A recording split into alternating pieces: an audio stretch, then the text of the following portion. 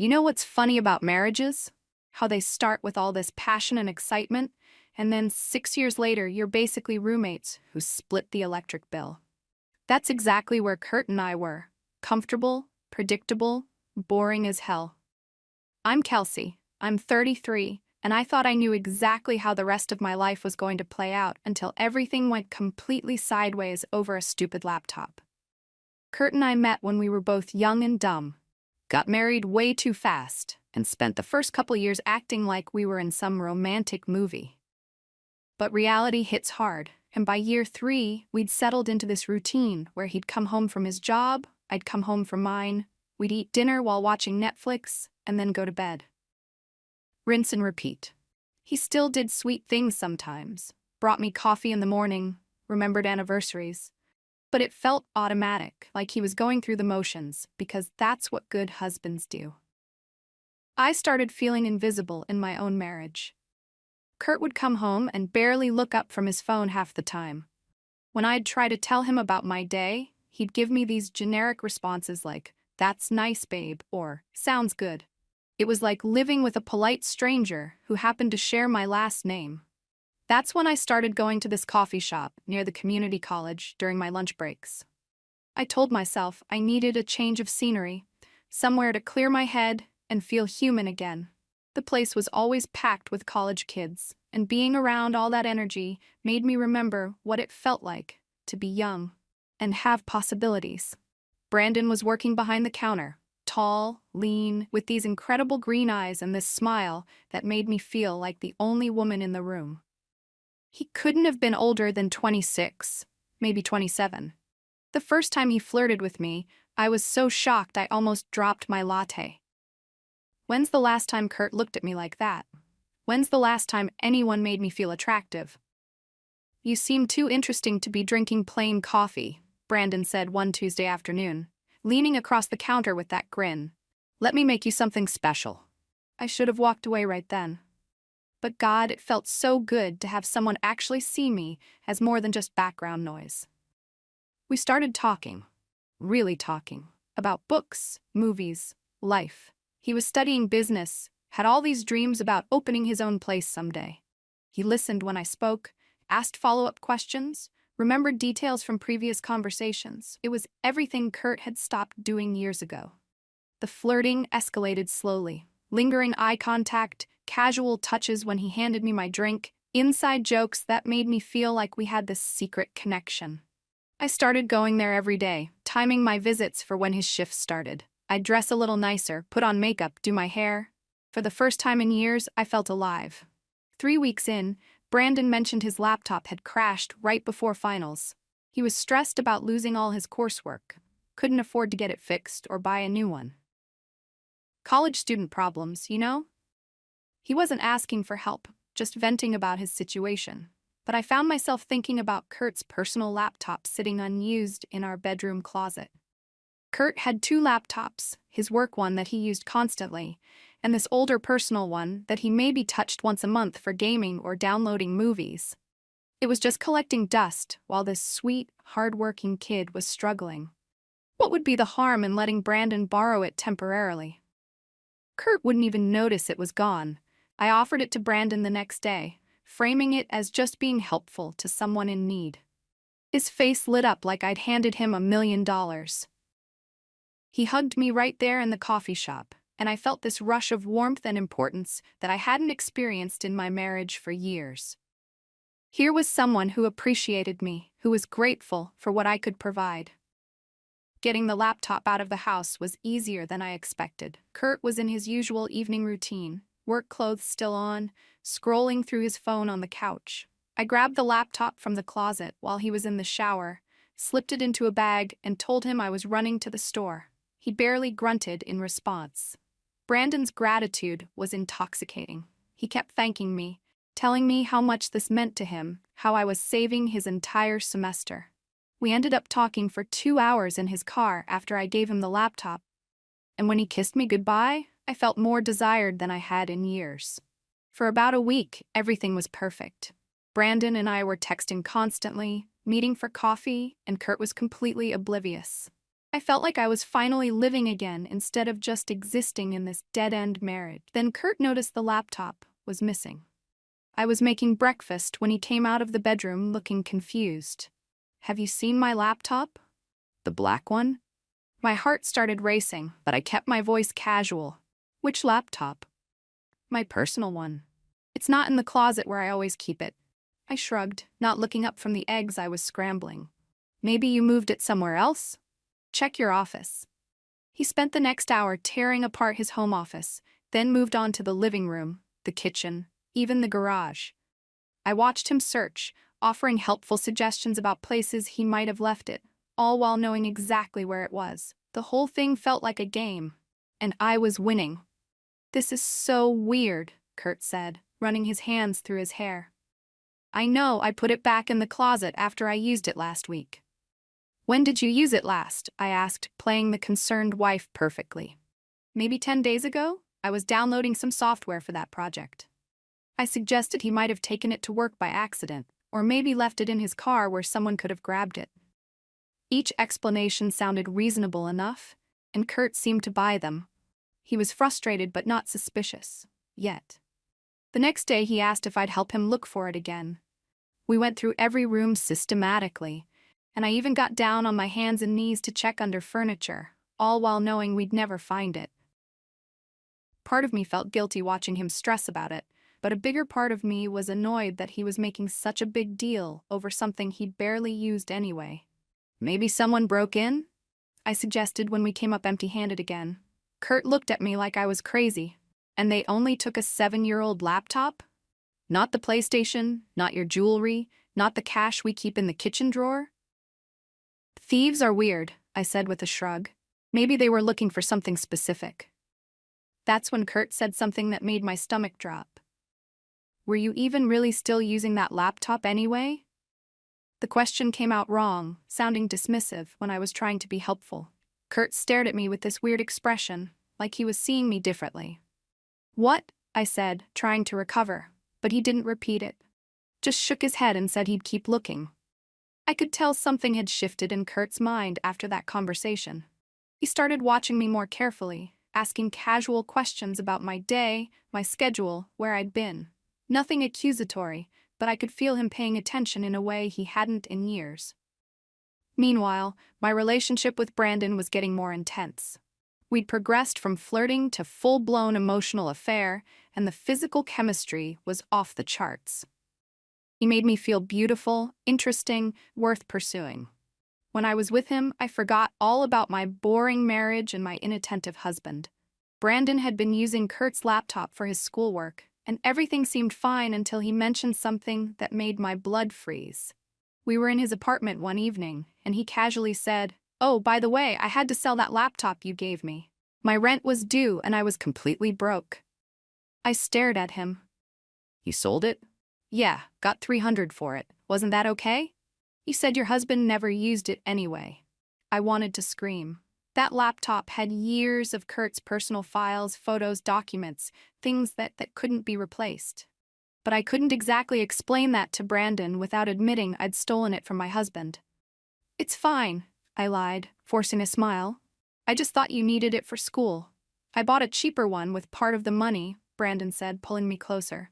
"The rest went to rent. You literally saved my ass, Kelsey." When he kissed me, I tried to push away the growing panic about what Kurt would do when he found out the laptop was gone forever. But Brandon's hands on my skin made it easy to forget about everything else. Kurt's behavior was getting stranger by the day. He'd watch me when he thought I wasn't looking, and I caught him going through the mail more carefully than usual. One morning I found him staring at his phone with this intense expression. "Everything okay?" I asked. He looked up quickly, almost guilty. "Yeah, just work stuff." But I could tell it wasn't work stuff. Kurt was planning something, and it was making me nervous. The paranoia was starting to affect my relationship with Brandon too. I found myself looking over my shoulder when we met, worrying that Kurt might somehow figure out what was going on. Brandon noticed my distraction and kept asking if everything was all right at home. "My husband's just being weird about some missing laptop," I told him. "He's convinced someone stole it." Brandon laughed. Well, someone did steal it. You. The casual way he said it made me realize how this whole situation looked from the outside. But I wasn't a thief. I was a woman trying to help someone I cared about while stuck in a marriage that was slowly suffocating me. 3 weeks after Kurt first noticed the laptop was missing, I woke up to find him sitting at the kitchen table with a stack of papers in front of him. Even from across the room, I could see the official letterhead. "What's all that?" I asked, trying to keep my voice light.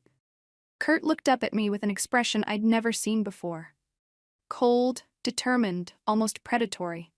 "Divorce papers." The words hit me like a physical blow. "What, Kurt? What are you talking about?" "I know about Brandon." My knees almost gave out. "Who's Brandon?" "The kid you've been fucking. The one you gave my laptop to." There was no point in denying it anymore. Kurt had somehow found out everything, and from the look on his face, he had evidence. I sank into the chair across from him, my mind racing through possible explanations, ways to minimize the damage. "It's not what you think," I started. "It's exactly what I think," Kurt interrupted. "You stole my laptop, my property that I owned before we got married, and gave it to your affair partner. Then you lied to my face for weeks while I tore the house apart looking for it." "I was trying to help someone who needed it," I said, which was true. "You never used that thing anyway." Kurt's laugh was harsh and bitter. "So that makes it okay? You get to decide what I need and don't need? You get to give away my stuff to the guy you're cheating with?" "I wasn't cheating," I lied automatically. Kurt pulled out his phone and started reading. "Tuesday, 2:47 p.m. God, I can't stop thinking about yesterday. You make me feel so alive." Wednesday, 11:23 a.m. "Kurt's working late again? Want to meet at your place?" My own words, read back in Kurt's flat, emotionless voice, sounded damning and pathetic. He'd been through my phone somehow, seen everything. "You went through my private messages?" I said, trying to turn this back on him. "Your phone that's on our shared plan?" "Yeah, I did. After you stole my laptop and lied about it for weeks, I figured I was entitled to know what else you were hiding." I felt trapped, cornered, like Kurt was twisting everything to make me look like the bad guy. If you'd been paying attention to me, to our marriage, none of this would have happened. "So this is my fault?" Kurt's voice was getting louder. "I made you steal from me? I made you cheat? You made me feel invisible," I shouted back. "When's the last time you looked at me like I mattered? When's the last time you made me feel beautiful or wanted or important? When's the last time you tried to talk to me about any of this instead of just going behind my back?" He had a point, but I wasn't about to admit it. "I tried talking to you." You just grunt and go back to your phone. "So you decided to fuck a college kid and steal my stuff. That's your solution to marital problems." The way he said it made me sound shallow and selfish, which wasn't fair. My feelings for Brandon were real. The connection we had was real. Kurt just couldn't understand that because he'd never made me feel that way. "I want you out of the house," Kurt said, standing up. "Today. You can't just kick me out of my own home." "Watch me. This is a no-fault state, but theft is theft, and adultery affects property division. My lawyer's going to make sure you get exactly what you deserve." The divorce proceedings were a nightmare.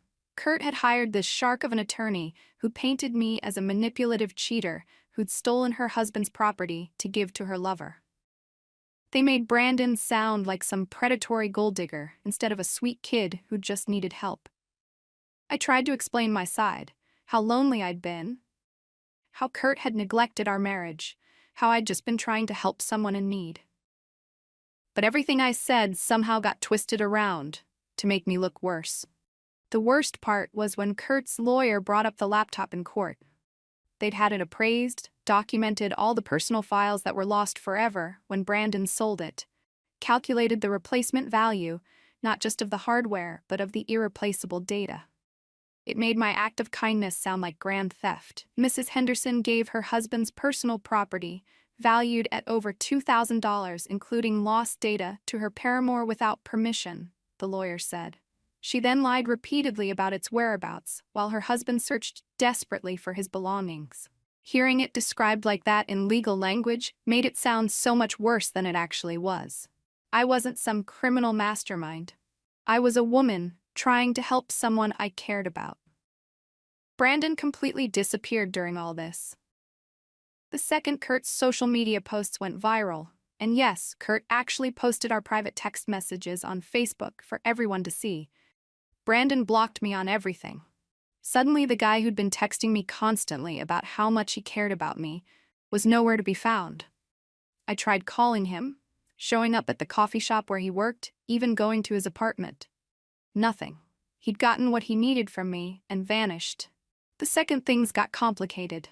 The social media thing was probably the most humiliating part of the whole ordeal. Kurt posted screenshots of our conversations, the whole story about the laptop, everything. He tagged me and Brandon, posted it in local community groups, even shared it on some college confession page. Within hours, hundreds of people were commenting, sharing it, talking about what a terrible person I was. My phone wouldn't stop buzzing with notifications. Friends, family members, coworkers, everyone had seen it. The comments were brutal. People calling me a thief, a cheater, a pathetic middle-aged woman chasing after young guys. Some of Kurt's friends were sharing it with laughing emojis. I called Kurt, furious. You had no right to air our private business like that. You had no right to steal my property and cheat on me, he said calmly. But here we are. This is destroying my reputation. People at work are talking about it. My own sister called to ask if it was true. Maybe you should have thought about that before you decided to fuck around behind my back. His coldness was shocking. This wasn't the Kurt I'd married. That guy would never have been so ruthless, so calculating.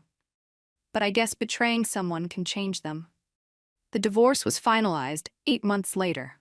Kurt got the house, most of our savings, and a settlement from me for the stolen laptop. I got my car and whatever belongings I could fit in it. I had to move back in with my parents at 33 years old, which was humiliating beyond words. My mom kept giving me these disappointed looks, and my dad barely spoke to me. They'd seen the social media posts too, along with everyone else in our small town. Finding a new job was impossible. Every potential employer could Google my name and find the whole sordid story. I finally had to move 3 states away and use my maiden name to get hired anywhere. But the worst part was seeing how well Kurt was doing without me. Through mutual friends and social media stalking, I watched him transform into this completely different person. He started working out, updated his wardrobe, seemed more confident and outgoing than he'd ever been during our marriage. And then came the pictures of him with someone new. Her name was Sarah, and she was everything I'd tried to convince myself I was better than. Quiet, kind, genuinely seemed to adore Kurt.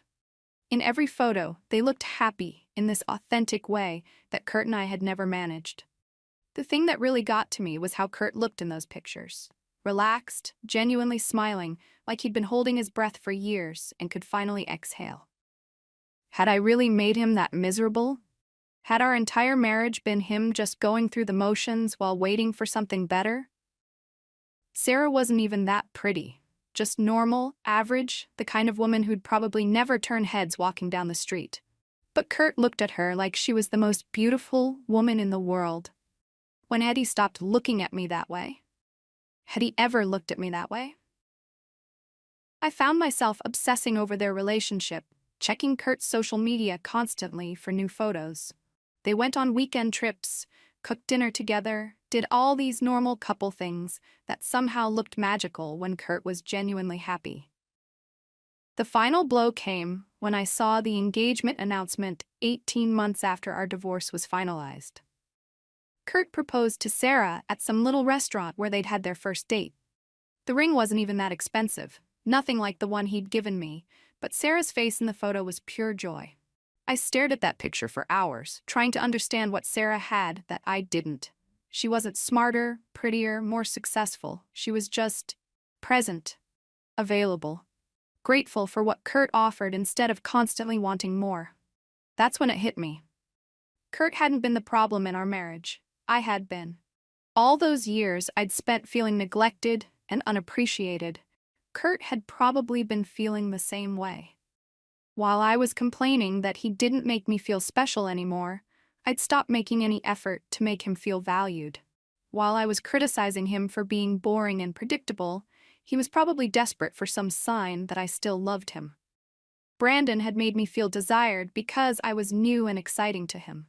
But Kurt had been trying to love me for 6 years while I slowly checked out of our marriage, and I'd repaid that loyalty by stealing from him and cheating on him. The laptop wasn't really about the laptop. It was about respect, trust, basic human decency. I'd violated all of that for someone who disappeared the second things got difficult. I could make excuses. Say I was lonely. Say Kurt wasn't meeting my needs. Say I made a mistake in a moment of weakness. But the truth is, I chose to handle my marital problems in the most destructive way possible. I chose to betray someone who'd loved me instead of trying to fix what was broken between us.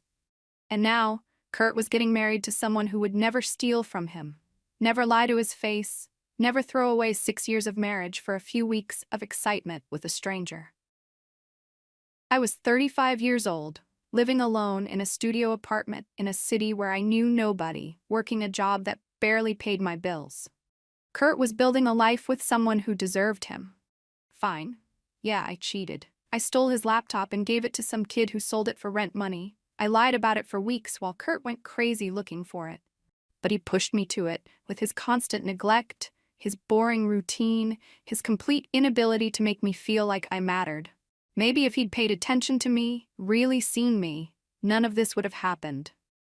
Maybe if he'd tried harder to keep our marriage exciting, I wouldn't have needed to look elsewhere for validation. But apparently, Kurt didn't need to try harder. He just needed someone who appreciated what he was offering instead of constantly demanding more. The bitter truth is that I got exactly what I deserved, and Kurt got exactly what he deserved. I just wish it had taken me less time to figure out which one of us was which.